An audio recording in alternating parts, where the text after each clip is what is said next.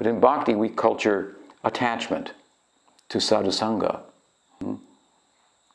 by which detachment comes about more naturally, not forced. If you love someone, then things that are not favorable to that person or to that love will naturally be given up.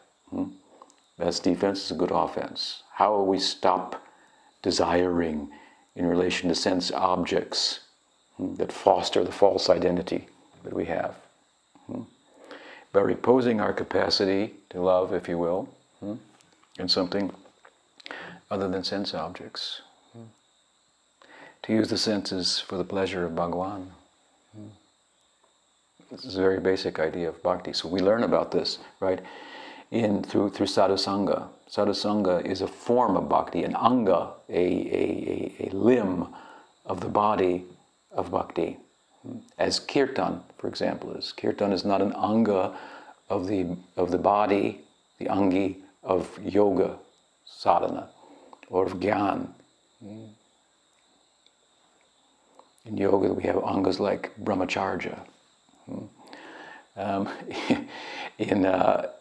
so easy. And in gyan also, and mumukshatva, the longing for mukti, and so forth, and detachment in both of these, the culture of this.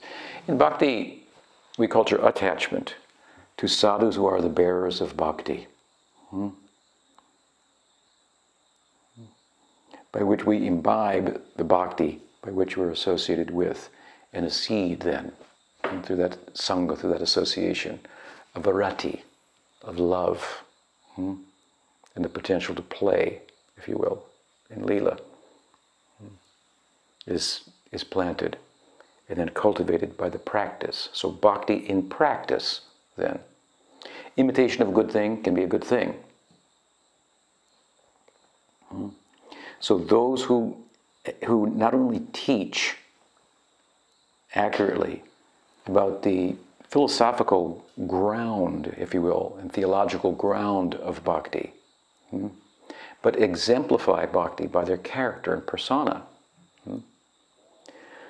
Such persons are worth following. In fact, their association can be contagious. And so, bhakti in practice is somewhat of an imitation of those acts that are performed by actual sadhus, saints, in the bhakti tradition, that are doing the same things, driven by spiritual emotion.